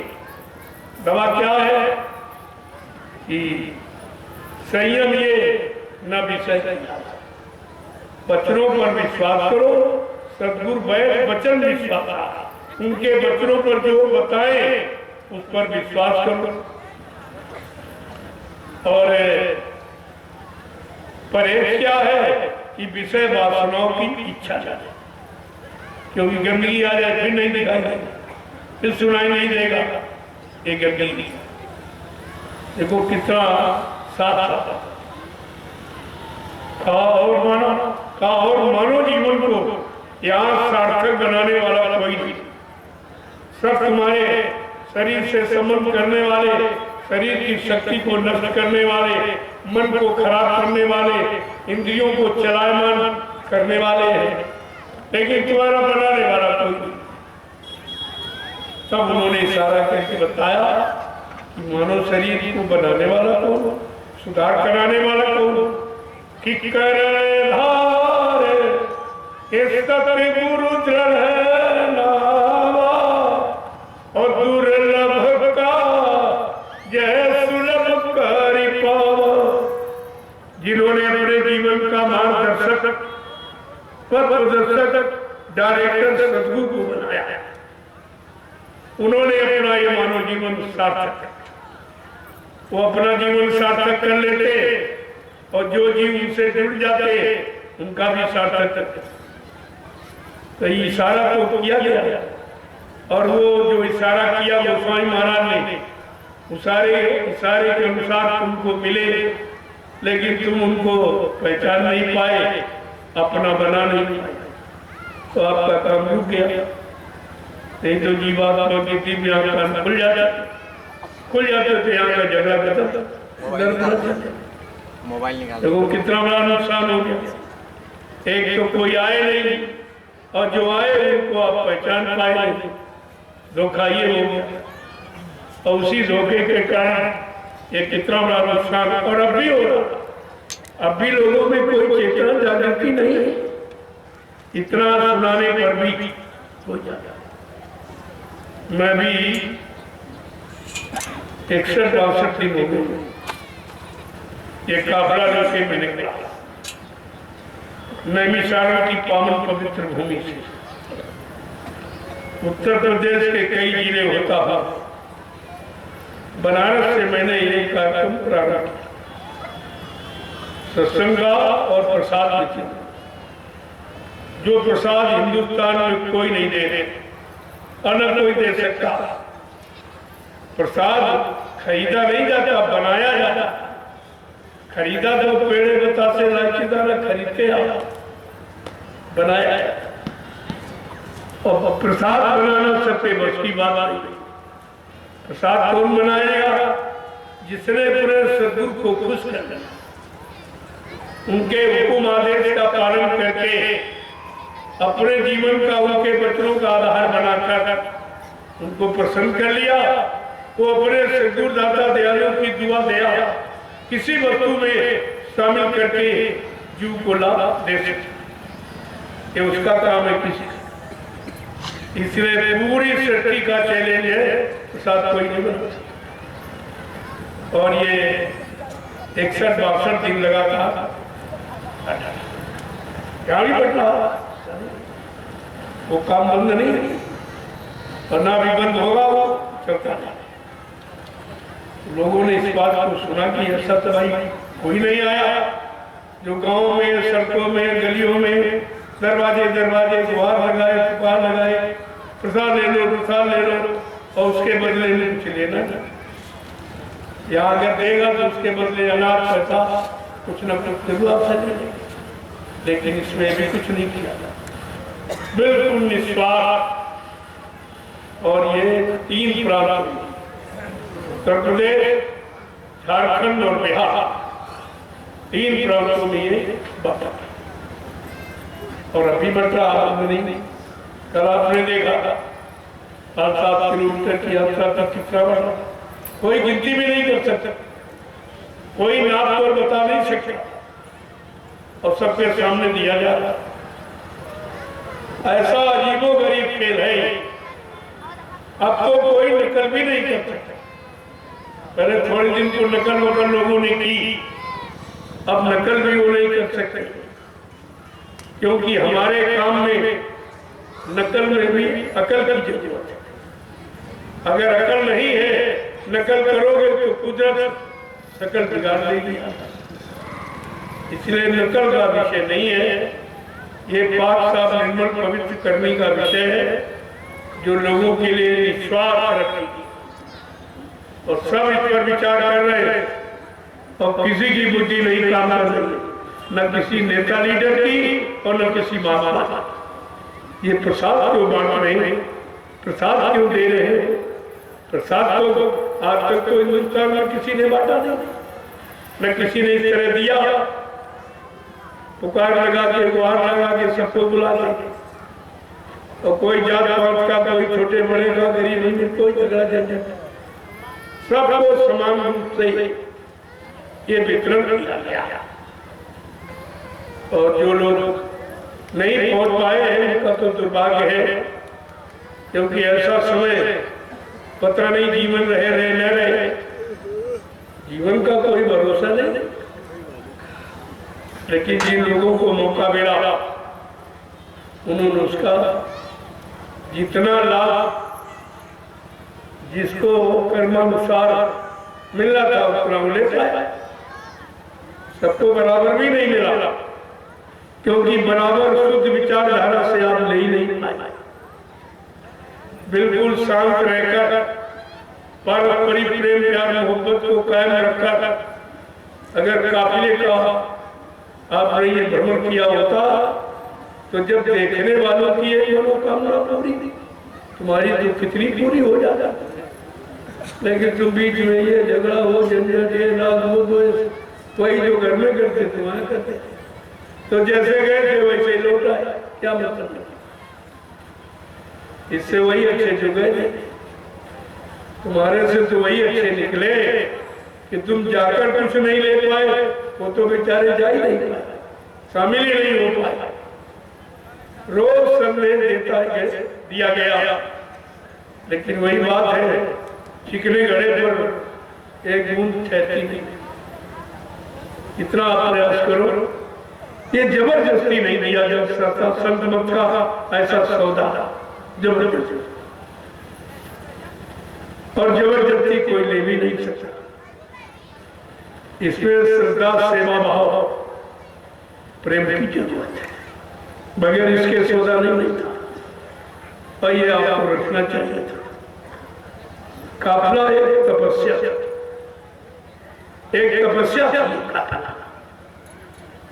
ऐसे भीषण सर्दी में लोग रजाई के अंदर ठंड महसूस कर रहे थे और ये प्रेमी सड़कों पर चल रहे थे। ये लेकिन जहाँ राम चले मनवाही, ताता मेघ करत है छाही। ऐसा नहीं, ये काफिला चला तो बड़ा एकदम वातावरण ठंड का कहीं नामो निशान। ये तो अभी थोड़ा सा इधर जब ये मोतिहारी में आया, वहां से कुछ थोड़ा सा माहौल ठंड का कोयरा वगैरह दिखाई दिया, वैसे कहीं नहीं। फिर भी प्रेमी बड़े उत्साह से थे। तो तपस्या में तो थोड़ी बहुत तो परेशानी अगर नहीं होगी तो फिर कर्म कैसे कटेंगे? तो कर्म काटने के लिए कुछ न कुछ तो शारीरिक दंड बनाया ही गया। लेकिन आप चार रूप से सब अपने धीरे धीरे समापन में आ गए। वैसे इसका पूर्ण समापन वो नैमिषा जहां से चढ़ा वो 5 फरवरी काफिले का समापन दिवस, और जो बड़ी जिसके मतलब अधिकार में ये काफिला चला है, ये गुरुदेव आध्यात्मिक वैचारिक विचार समिति के राष्ट्रीय कार्यालय का उद्घाटन है। इसका उद्घाटन है और संत रविदास जी की उन पावन पवित्र जयंती 3 महापर्व है, वहां पर इसका समापन। हमने चलो भाई जो लोग नहीं जा पाए तो समापन में शामिल, उसको लाभ आपको मिल ही जाएगा। तो ये इसीलिए यहाँ ये 5-7 दिवस यहाँ पर जो रखा गया था कि चलो इसी में लोग देवरिया में आ जाए तो उनका भी कुछ ना कुछ हिस्सा बन जाए काफिले का। तो आपको 5-7 दिन का काफिले का लाभ मिल जाएगा। वो तो सबके लिए लाभ था। अब जितना जिसने समय दिया, सहयोग दिया, उतना उसको लाभ मिलेगा। वहां तो बिल्कुल एकदम धर्म काटा लगा उतना से। जय गुरुदेव, जय गुरुदेव। ये जानकारी सबको दे दी जाए कि 3 दिवसीय आध्यात्मिक सत्संग समारोह 65 दिवसीय काफिले के समापन दिवस का और जय गुरुदेव आध्यात्मिक वैचारिक प्रचार समिति के राष्ट्रीय कार्यालय के उद्घाटन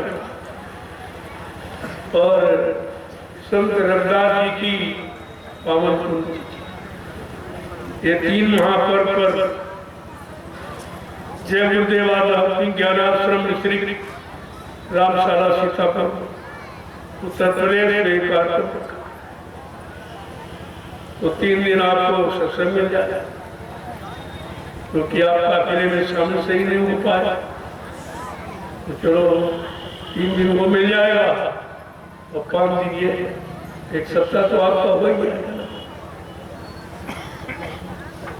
जय गुरुदेव,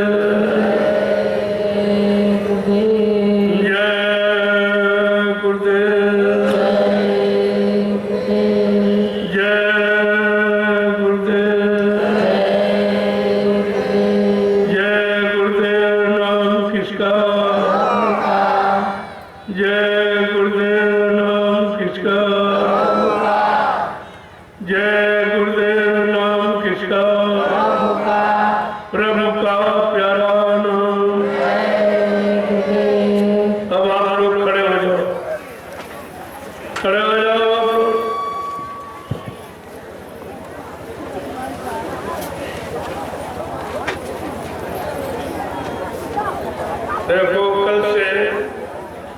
बिल्कुल नियमित समय पर सत्संग प्रारंभ और थोड़ा पहला दिन था, अभी लोग आ जा रहे हैं, लेकिन कल से सुबह और पूरा सत्संग सुनिए ताकि आपको काफिले का लाभ मिल जाए। पूरी उपस्थिति रखो, पूरा संदेश। और काफिला चला, आपकी कोई सेवा भी नहीं लग पाई, न शरीर की, न तन की, न धन की, न अन्य की कोई सेवा नहीं आ सकता। ये भी कोई बताने वाली चीज। इतना बड़ा उत्तर प्रदेश है और 65-70 भंडारे हैं, एक भी भंडारा नहीं पहुंचा। और देखो लाभ किनको मिला। एक रीमा मध्य एक छोटी सी संगत, उन प्रेमियों ने अखंड तपस्या करके एक काफिले का पूरा लाभ प्राप्त किया। ये भंडारा चला गया प्रेमियों की सेवा का। लगभग 1 करोड़ जीवों का जागरण हुआ। अब 1 करोड़ के जीवों के जागरण में जो सम्मिलित रहे उनका तो काम पूरा हो गया। इतने दिन कहाँ आप जगा पाते, लेकिन जगाने में सहयोग सबका। जो काफिले में रहे चले सबको उसका लाभ मिलेगा। तो कितना लाभ आपने ले लिया 1 करोड़। ऐसे अब आप एक जीव भी नहीं जगा सकते, कभी निकली नहीं, मौका नहीं था निकलने का घर से। लेकिन किस तरीके से कैसे काम करा दिया जाए, कैसे कर्मों का बोझा उतार दिया जाए, तमाम तरीके अपनाए जाए। तो राजू भाई की एक काफिले के बारे में और जानकारी की, बैठकर थोड़ा सा विचार विमर्श किया जाएगा कि अगला काफिला किस महीने में निकाला जाए। तो उत्तर प्रदेश के पश्चिमी जिलों को उधर वो आश्रम के निकट जो सीतापुर, लखीमपुर, पीलीभीत, बरेली, शाहजहांपुर, हरदोई, ये 6 जिलों का काफिला निकले। और इसके बाद फिर ये आपके पूर्वांचल के लिए विचार किया जाएगा। पूर्वांचल के जिले हैं, इनमें कैसे कुछ तो कवर हो जाएगा अभी पूर्णिमा में, क्योंकि मिर्जापुर, सोनभद्र, चंदौली, बनारस और इलाहाबाद, ये जिले मुख्यतः उस पूर्णिमा के कार्यक्रम को संभालेंगे। है तो राष्ट्रीय कार्यक्रम पूरे हिंदुस्तान के प्रेमी सब जाएंगे, सब सेवा देंगे। और जो राष्ट्रीय कार्यक्रम की सेवा आपको कितने पहले बताई गई, 2 किलो गेहूं, 3 किलो चावल, 25 रुपए परिवार के पर बैठे, ताकि जीवन रक्षक गुरु पूजा महान पावन पर्व का लाभ सबको मिले। इसको आप क्यों भूल जाते हो, रोज थोड़ी बताया गया। और राष्ट्रीय कार्यक्रम की सेवा है, उसको जिले में जिले वाली इकट्ठे कर दो। तो इससे काफी लाभ आपको मिल जाएगा। सब लोग इसको नोट करते। ये सब जिले के लोग अपने अपने जिलों में कुछ मैंने नवीनतम गठन का आधार बनाया जो लोगों के दिमाग में नहीं था। वो है आपकी प्रबंध कार्यकारिणी समितियों का गठन। इसमें सब प्रेमियों को मौका मिलेगा सेवा करने का, ताकि कोई ये न करे हमें सेवा का मौका नहीं मिला, हमको कुछ बनाया नहीं गया। तो आपको तो भक्त बनना है, कोई अध्यक्ष मंत्री से उद्धार करने थोड़ी बढ़ जाए। लेकिन फिर भी एक जिम्मेवारी है, मैंने ये पद का नाम नहीं रखा, मैंने तो प्रमुख सेवादार रखा। जिले का प्रमुख सेवादार एक, उसके 5 सहयोगी, अकेले व्यक्ति नहीं, 5 सहयोगी। तहसील का एक प्रमुख सेवादार, 5 उसके सहयोगी। ब्लॉक का एक प्रमुख सेवादार, 5 सहयोगी।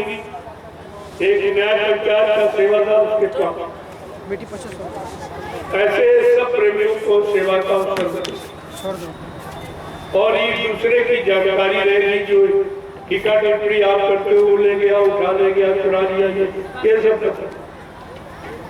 ये व्यापार पर नहीं रहेगा, खत्म। मैंने इस तरह से उसका गठन ही किया है और धीरे धीरे धीरे जानकारी कोई परमानेंट मालिक नहीं रहे, मालिक तो एक ही रहे, संगत का मालिक एक ही है, सब नहीं रहे। सब मालिक बना तो काम बिगड़ जाए। अगर परिवार को चलाना है तो सब मालिक बन जाए परिवार वाले, तो नहीं देखें, मालिक एक ही। अब ये है जिम्मेवारी सबकी, तो जिम्मेदार आपको बनाया है। जिले में एक प्रमुख सेवादार, 5 उसके सहयोगी, 6 है। ऐसे तहसील, ऐसे ब्लॉक, ऐसे न्याय पंचायत, एक चैन सिस्टम आपका बना, एक दूसरे को ऐसे यानी सहयोग देते, धक्का मारते चलते,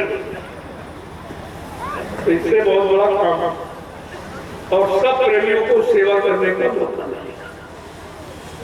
ये बराबर ध्यान में रखिए, आप अपने अपने जिलों में जल्दी से गठन कर दीजिए ताकि इसका विस्तार बना दिया जाए और आपकी आपकी वैचारिक किताब समिति राष्ट्रीय स्तर की बन के तैयार हो गई है। उसका रजिस्ट्रेशन में थोड़ा बहुत काम रह गया, वो भी आप फिर आपको कोई दिक्कत परेशानी कहीं नहीं। कहीं कार्यक्रम कराना हुआ तो अपनी समिति का वही कागज आप वहाँ पेश कर सकते, परमिशन लेने की आवश्यकता नहीं है, क्योंकि वो हमने प्रचार समिति बनाई है कि पूरे हिंदुस्तान में जय गुरुदेव आध्यात्मिक वैचारिक प्रचार समिति अपना समय का धर्म का प्रचार, साकार का प्रचार, मानवता सैनिक का प्रचार कर सकती है। इसको पूरे भारत में ये प्रचार करने का पूर्ण स्वतंत्र आदेश, एक झंझट आपका खत्म हो गया परमिशन। तो धीरे धीरे ऐसी व्यवस्था बनाई जा रही है कि आप सबकी परेशानियां दूर हो जाए और सबके अंदर काम करने की एक प्रेरणा जगे कि नहीं मैं हमको भी काम, क्योंकि सचिव आने में सबका योगदान होना चाहिए, कद्दू भगाने में भी सबका योगदान होना चाहिए, तभी तो इसका लाभ आपको मिलेगा इस वैचारिक क्रांति की। तो ये मत समझो कि एक कोई जिम्मेदार नहीं, सब लोग और सबको समान अधिकार काम करने की। तो मैं समय समय पर देखता रहूंगा, विचार विमर्श करता रहूंगा, कोई त्रुटि देखूंगा उसमें सुधार करता रहूंगा, ये तो बराबर होता रहेगा। जय गुरुदेव, जय गुरुदेव, जय गुरुदेव। नाम किसका, जय गुरुदेव। नाम किसका, जय गुरुदेव। नाम किसका, प्रभु का प्यारा नाम। जोर से बोलो, सब मिल बोलो, बोलना होगा अभी से बोलो, दुख दर्द हरेंगे, सब कष्ट मिटेंगे, सुख शांति भी देंगे,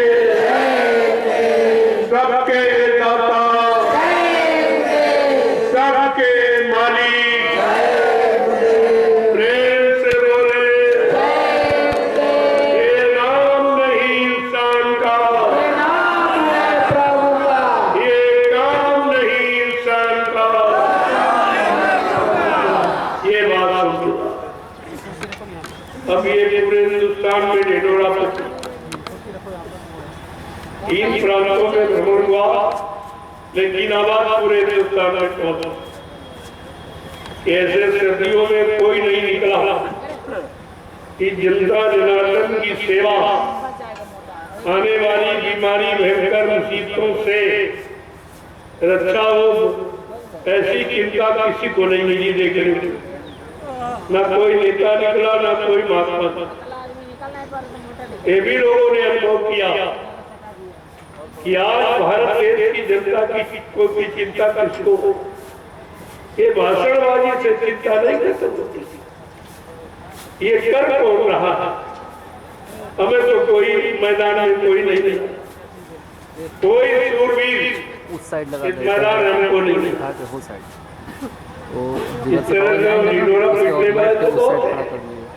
अल्लाह बताते रहते उससे कुछ होना नहीं। जब तक तुम्हारी कोई योजना कार्य की नहीं होगी और योजना को संपन्न करने के लिए जनमत की आवश्यकता है। कलयुग में संघ संगठन ही शक्ति है। जिसके पास संगठन है उसके पास शक्ति। तो अपना संगठन मजबूत करने की जरूरत। अब तो जागरण तो हो गया है, लेकिन उसको संभाल के रखना, उन सबको एकजुट करना, ये अभी काम बाकी है। केवल उनको जगा दिया गया, जाग गए। अब उनको सम्मिलित करना, संगठित करना और इसी संगठन के नियम सिद्धांतों को बताना और उनको उस काम में लगाना, ये काम बाकी। बस जैसे तुम खड़े हो गए और सब काम हो जाता। खड़े होने की जरूरत है और खड़े होने का काम कोई नहीं करता। ऐसे शोर मचाने से कोई काम करेगा? अल्लाह से अल्लाह तो मिला ही नहीं किसी को। तुम्हारा अल्लाह बचाने से कैसे काम होगा? इसलिए योजना सर्वोपरि, और वो योजना सबके किसी एक मिशन, किसी निजी स्वार्थ की नहीं हो। वो परमात्मा की योजना। तो जय गुरुदेव नाम ऐसा ही है। हर मजे धर्मों में गुरु है, ऐसा कभी गुरु में बगैर गुरु के कोई धर्म ही नहीं, कोई वजह नहीं। तो ऐसा ही शब्द है जय गुरुदेव। जितने गुरु आए सबकी जय, जितने हैं उनकी जय, जितने भविष्य में आएंगे सबकी जय, ऐसा ही नाम है। इस नाम का विरोध का कोई नाम नहीं। विरोध की तो बात ही नहीं। अब जो लोग न समझ पाए वो बात, लेकिन इसमें विरोध और इसीलिए सर्व जन हितकारी, ये सबका हित है, सबका कल्याण, सबका भला, तभी तो लोग मानेंगे। ऐसे थोड़ी कुछ लोग लाभ उठाए, कुछ नहीं, तो ऐसे कैसे सब लोग माना? सर्व मान्यता तो जब भी मिलेगी जब सबको उससे आराम और सुख सुविधा और सबको पर अपने मानव अधिकार प्राप्त हो जाएंगे सबसे। तो धीरे धीरे जब ये काम तुम्हारा चल पड़ेगा तो सब जाग जाएगा पूरा हिंदुस्तान। हिंदुस्तान बदला नहीं कि सारा विश्व बदल गया। और उत्तर प्रदेश बदल गया तो हिंदुस्तान बदल जाए। ध्यान में रखिए। अब आप लाइन से खड़े हो जाओ। मैं आज सत्संग के शुभारंभ पर सबका दर्शन करूंगा, सबको प्रणाम करूंगा और प्रसाद से शुभा, क्योंकि सबसे मिलना मुक्ति के अंदर तो कोई जगह नहीं है। तो एक व्यवस्था बना दी गई, लाइन से सबसे मिलने। जय गुरुदेव। वो जो जन जागरण हुआ है, अब ये सब लोग अगर आश्रम पहुंच गए नहीं चाहते, तो प्रेमियों के लिए जगह कब हो? इसलिए केवल मैंने भूम सेवा की बात की, कोई वो भी सब प्रेमियों को बैठे थे।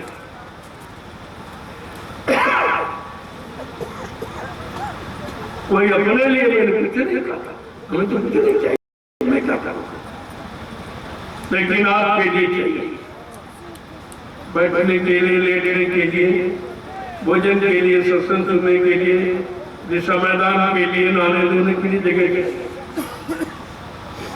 तो भूम सेवा का आधार सामने रखना, हर प्रेमी को कुछ न कुछ, वैसे दशांग गुरु का होता आपकी कमाई में, अगर दशांग देना आप सीख जाओ तो तुम्हारे घर से परेशानियों की जाने लग जाएगी, कोई परेशानी, बीमारी, झगड़ा नहीं आता। लेकिन आगे करते नहीं तो उससे ज्यादा खर्च करते, उससे ज्यादा वोट करने की पुलिस को दे देते, फिर डॉक्टरों को दे देते बीमारी।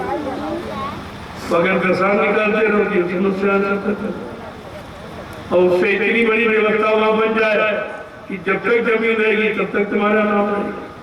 ये भूम सेवा का ऐसी महान सेवा है, न कोई चुरा सकता, न कोई खत्म कर सकता।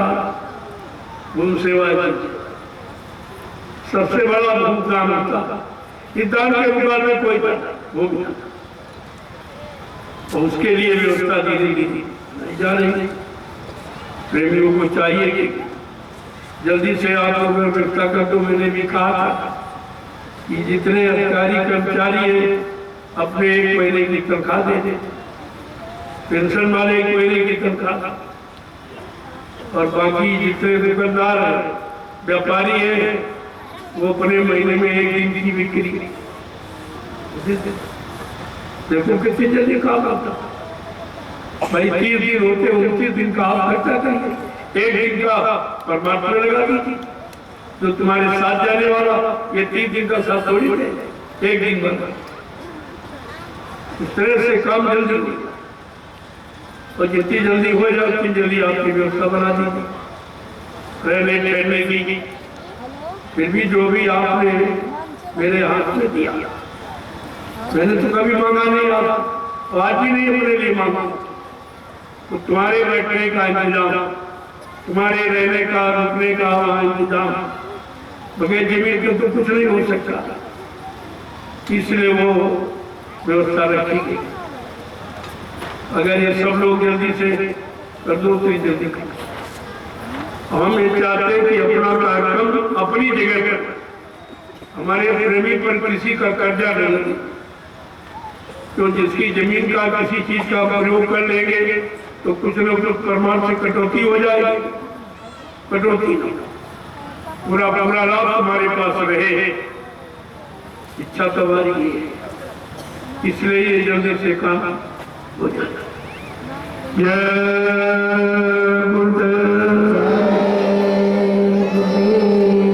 सब लोग अपने जिले में जल्दी से ये राष्ट्रीय कार्यक्रम जीवन रक्षक पूजा पावन महान पर्व जो मिर्जापुर की धरती, जिसमें सोनभद्र और चंदौली और बनारस और इलाहाबाद ये सब जिले सहयोगी रहेंगे, क्योंकि ये सब ऐसे तो पूरे देश का, आपका पड़ोसी बिहार भी बहुत शामिल हो जाए। मैंने बॉर्डर पर कार्यक्रम किया, बहुत अपार भीड़, जैसे आप खड़े हो इतनी भीड़ थी। बिहार में बहुत बड़ी बड़ी भीड़ हुई है, तो वो जगह थोड़ा पत्थर है, अच्छा रहेगा बरसात के दिनों कीचड़ करते। अब लोगों को लकड़ी पानी इसकी व्यवस्था वहाँ करनी होगी। तो जिले में जिले सेवा बांट कि पानी सेवा कौन करेगा, लकड़ी सेवा कौन करेगा, ये मतलब यानी बांट लो। अगर बांट लोगे तो सहूलियत, जिन जिलों में संगठन कम है 2-2-3 जिले मिलकर करेंगे, तभी सबको लाभ मिल जाएगा। किसी तरह से हर प्रेमी को इसका लाभ मिलना चाहिए, उद्देश्य बना के रखो, सबको लाभ मिलेगा। जय गुरुदेव। अब आप लोग लाइन